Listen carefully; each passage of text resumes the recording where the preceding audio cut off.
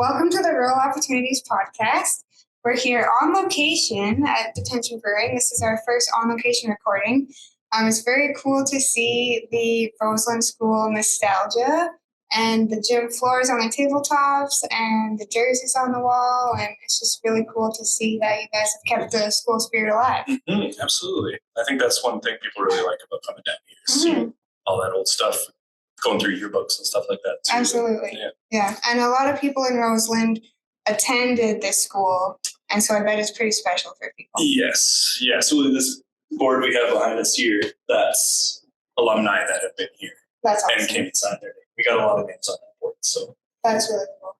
A lot of people even making a trip for a couple hours from across the province to come see, which is really cool. So that's amazing. Yeah. I went to a little country school in Wetaskiwin County from grade 5 to 9, and it closed down the year after my grade 9 year. Oh, yeah. And so there is even a bit of nostalgia for me coming here because there's just something about those small rural schools that was really special. Yes. And you just can't find it anywhere else. Yeah. And a lot of these schools too, they were built around, I don't know if this Wetaskiwin one's the same, but like Rosalind, Roundhill, Edinburgh, they were all kind of built around the same time. I'm pretty sure they had the same architect. They probably look and feel the exact same. Yeah. So it's probably special for a lot of people, whether or not went here or not. Yeah, really special to keep that alive. Yeah. So to give people a little bit of an idea about Rosalind, I looked up in the 2016 census, there was 188 people living here. Yeah. You're about 120 kilometers south of Edmonton and 30 kilometers east of Camrose, southeast of Camrose. Mm-hmm. So a little community. The sign when you drive into Rosalind says small but strong. Yep. And that really seems to encapsulate Rosalind. You have a strong volunteer fire department, agriculture society, just a strong community. Yeah. The opportunities to volunteer and the amount that people will take out of their schedule to volunteer, it makes me happy to see. Yeah, really, you guys really it's a close community. You guys really have the community spirit. Mm-hmm. So Wyatt, tell us about yourself and how you got into brewing. Yeah, so my name's Wyatt. I'm the head brewer at Detention Brewing. I started brewing 2017 in the garage. I made a lot of beer that was really bad, and couple years at Olds College, and kind of got behind it a little bit more. I got a little bit happier with what I was doing, and spent a couple of years working at Belly Hop Brewing in Red Deer. Learned a lot there. That was also kind of a small family-run brewery, so it kind of gave me a little taste of what to expect here, anyways. But yeah, that's really cool. Yeah. And what sparked the idea of turning the old Rosalind School into a brewery? So it was, just a really weird set of circumstances. I had spent a couple of years in the restaurant industry in Edmonton. This would have been 2013 was when I would have started that, which was when the Alberta laws got changed to allow small breweries to exist. So I kind of got to see that evolve from the restaurant side, these new beers coming in, and just the interest of people getting into that. And then in 2016, I left Edmonton and lived in New Zealand for about a year. I worked at a craft beer bar there, and just their whole beer culture was really cool. It was kind of a couple of years ahead of where Alberta was at the time and kind of where they are at right now. But yeah, I got to see a lot of really cool breweries and try a lot of really cool beers, and which was really fun. And while I was there, my parents came in and visited for a few weeks, and all I really did was drink a lot of beer. So I took them to the places that I liked and stuff, and they really liked the whole culture as well, and that whole kind of taproom experience, and of course you have too many beers and you get to talking about it, and well, this would be kind of cool to have something like this, and we kind of hummed and hawed, and it was just a fantasy at that point, really. And then not too long after that, the school went up for sale, and kind of just should we do it? Should we do it? And then we just pulled the trigger, and and then I got accepted into Olds, so I took 2 years there, kind of while the school was being modified and everything. So yeah, really learned a lot and kind of honed it in, and here we are now. Yeah, making delicious beer. Yeah. And you can find the brewing tanks are in the gymnasium, correct? Right. So was there quite a bit of modifications that had to happen to install everything? Yeah. Well, we had to take all the hardwood floor out, which you mentioned. We made all these tables in the bar top and everything out of. We've still got like 3,000 square feet of maple flooring, so that was a lot to take out. Yeah. And we had to cut drain the concrete underneath, cut drains into the floor because it's constantly wet in the brewery. We were lucky enough with the school, it has water and it has sewer and fresh air intake and all the stuff like that. So it wasn't a huge amount of modification. It was just a lot of diverting lines and hanging pipe and stuff like that. But the plumbers had a lot of work to do. But other than that, it's the main infrastructure was there for you. Exactly. Yeah. And even in here, we're in the science lab. You can see in the floor, this is where the water and the gas used to come for the lab tables, which worked out perfectly. Now we have water and everything behind the bar. And, that's cool. Yeah, so it worked out really well for us. That's awesome. Yeah. So the school closed down in 2013. And then when did you guys open? We purchased the building, I think early 2018. And then I started school. And then a lot of the major install of stuff didn't really happen until 2020. So we had a lot of time to kind of plan in here and chip away at kind of little jobs for a while. So we were all working regular jobs while this was being made. And so a couple of years of building probably takes a little bit longer than most breweries, but we kind of had the luxury of owning the building. Right. We weren't renting from somebody and having to worry about getting those rent payments and everything. So it worked out really well for us. Yeah. So the school closed down and it sat empty for a few years then. Yeah. So these rural schools usually are a bit of glue in the community, and it was probably quite a huge loss in the community to have this shut down. I think so. Yeah. I had been graduated by the time it had closed, and so I didn't really see too much of the effect on the community, but knowing the families around here, the volume obviously wasn't there to support a massive building like this. And, but lately there's been a lot of young families coming up now, kids who were probably born right when the school closed. So I'm sure they feel it a little bit more now when it was there's a school right there.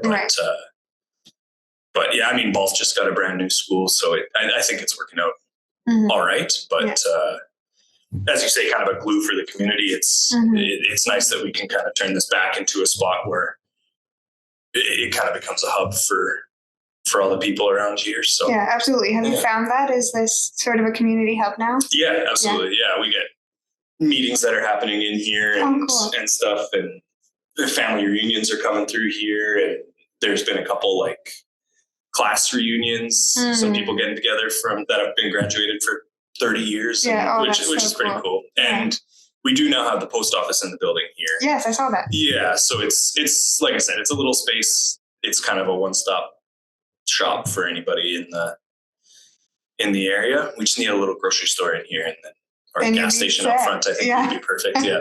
That'd be awesome. Yeah. So how does it feel to have brought new life into this space? It's pretty cool. Yeah, and you attended here as well as your parents. Yes, and grandparents as well. Oh, wow. Yeah, it's cool legacy. We've all been, no one really leaves this area once you live here. Yeah, you even came back from New Zealand. Yeah, didn't expect that, but here we are. But yeah, it's pretty cool. And I mean, I'm meeting people from the community that I've lived here my whole life, so have they. And sometimes you just never really connect with some people. But as soon as you get the chance to sit down and have a beer with somebody, you learn a lot, and kind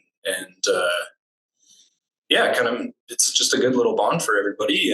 And I'm seeing, even from behind the bar, I'm watching, I know those people don't hang out with those people, but now they're friends. They're coming here for a beer, and it's pretty cool to see stuff like that. So yeah, I think I remember seeing on your social media during the summer, there was a few lawnmowers parked out in the parking lot, so people mow their lawn and then come drive over it across town. Yeah, that was funny to see. Yeah, that is funny. It's fun to talk about stuff like this because we talk about rural opportunities, and sometimes opportunities present themselves and sometimes you make them happen yourself. Right. And this is kind of a bit of both of that, where you're taking a situation of the school shutting down and turning it into something that the community can gather at. Exactly. Yeah.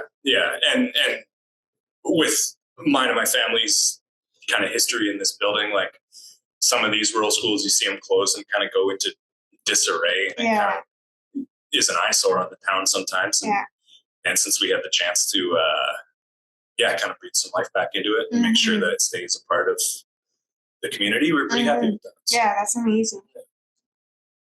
So you've kept the school spirit alive with the name, and on your website, your staff are faculty, and your beers are called school projects. Right? Yeah. So what current projects do you have on the go?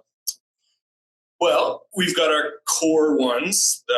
They're kind of the big batch ones, the ones we put in the cans and ship around. That's recess, incomplete assignment, no running in the halls, schools in session, and milk money. Those are our kind of core staples. Yeah, and then I also have some smaller tanks that are more experimental stuff. They change a little bit more often, and, but those ones are fun. We've named a couple after old teachers who have come down and tried them. They were super pumped to have beer named after them. Yeah, and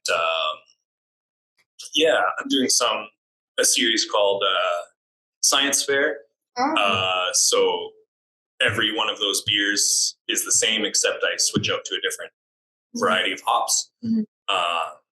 So you do get differences in each of those, and it's kind of a fun little experiment to be able to see the differences and stuff like that. But yeah, we've got kind of endless marketing opportunity. Absolutely. Yeah.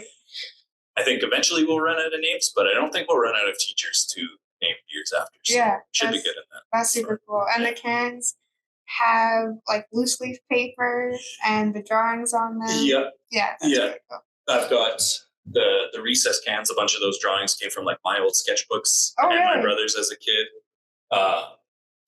The no running in the halls, that was a guy I went to Olds with, an excellent artist. I got him to draw some stuff up for that. Cool. And we're pretty lucky too. Our cans come unlabeled, and we put a label on them once they're full. Yeah. So that gives us a good opportunity to, if we want to switch them up and feature a different artist or something on there in the future, that it gives us the flexibility to do that, which is cool. That's really cool. Yeah. And you do have some food at the brewery, so if people come, they can get a beer and some food. Yeah. Our big thing is the New Zealand style meat pies. They're made in Edmonton by a guy from New Zealand, but we just thought that was a really cool part of their kind of takeout food that we really liked, and they are delicious. Another big one we do is the jumbo hot dogs from Heisler. They make awesome hot dogs, and we have a local baker who takes the grain after I brew with it and makes buns out of it. So Twist and More does that? No, this is I can't think of his name. Chuck Jeevers is his name here in Rosalind. He runs a catering company. Oh, that's awesome. Yeah, so he does a good job. Yeah, Mad Platter Catering. Yeah, that's exactly right. Yeah, and you have the adult Lunchable. Yeah, big meat and cheese board. That's a big seller. Lots of local meats and cheeses on that too. We try to be as local as we can with food, especially. The only thing on the menu that is not Canadian is the we just do like little lunch bags full of granola bars and school snacks and stuff like that. But everything else is made in Canada, that's super awesome. Cool. We like doing that. So. Keep it local. Yeah. So what can people expect when they come to the brewery? There's food, there's beer. Do you guys do tours or anything? They're not like booked or anything. If you happen to be here and we have a minute, anyone would be happy to take you back and walk you around. Me especially, I could sit there and talk about beer for quite a while back there. So as long as you don't get bored by listening to me talk, then I can take you on a tour. We have been doing some like little craft nights and stuff like that. Your extracurricular activities. Exactly. Yeah. So, we've done like paint nights and making flower bouquets and stuff like that. And just little, like, cause there's really nothing to do around here on most weekends. So if we can offer a chance to get out for a couple hours and do something while you have a beer, that usually goes over really well. Yeah, that's a great way to bring people in and, like you say, give people something to do in a smaller town. Exactly. You don't have to drive to Camrose. Exactly. Yeah. We did a yoga night not too long ago. Cool. Beer and yoga. Yeah. It was pretty cool. Yeah. So those are things that people can just sign up as they become available. Yeah. We'll post it all on our social media, and then a lot of the things we're kind of like promoting for somebody else, you would go to their website or whatever and sign up. But it's all kind of in one place on any of our social media. So So you have Facebook, Instagram. I made a Snapchat for us, but I don't think I've ever posted anything on there. I claimed the username though. But Detention Brewing on Facebook and Instagram are the main ones we do. So. That's what people can find. Yeah. And what is your favorite part about living in a rural community? I guess we kind of touched on it before, but it's just like that kind of willingness to help out. Like the best example I can give is every spring we have a town cleanup. If you have trees in your yard that need to be cut down or big heavy appliances that you need to be taken to the dump that you can't lift yourself, we'll get a group. The whole town gets together. We have enough trailers and trucks and chainsaws to take anything apart. We just and people talk about that when they come into the town. It's so clean and it looks so good, and I think everyone's got a lot of pride in what we do here and how it looks. So everyone really chips in to help with that, and I really like that. And like you said, the Ag Society and Elks and everything like that. So there's a lot of willingness to volunteer, which I think is really cool. Yeah, that is really cool. You don't really get that in a bigger city. No, that may really help out feel. Exactly. Yeah, everyone gets involved in stuff. Yeah. And there's been a couple times I've come home and I was mowing my grass, so I just mowed yours too. Like, cool, thank you. Like it's good stuff like that, which is awesome. So that's super cool. Yeah. Is there anything you'd like to add? Is there anything exciting coming up at the brewery? I mean, we've always got new ones coming and going. We actually just brewed a beer a couple weeks ago that will be coming out in March for Women's Day. We got a group of 10 girls come together and make a beer here, and which is great for me. I just got to sit back and watch that time, which is good. So that one will be coming out in a couple weeks here. I'm going to try doing some seltzers. If there's anybody that's gluten, I can't guarantee gluten-free, but gluten intolerant or just a reduced gluten. I'm going to give that a shot. But lots of really fun stuff kind of happening all the time. We're going to be having a birthday party beginning of March. We've been open for a year in March, so do a little graduation party and that's exciting. Celebrate that. Other than that, I'd say just kind of keep an eye on our social medias. They'll tell you more than I probably could. But Well, that's amazing. That sounds exciting. Yeah. Happy first birthday coming up. Thank you. Thank you. That's amazing. Yeah. And is there any main liquor stores where people can find your stuff? Yeah.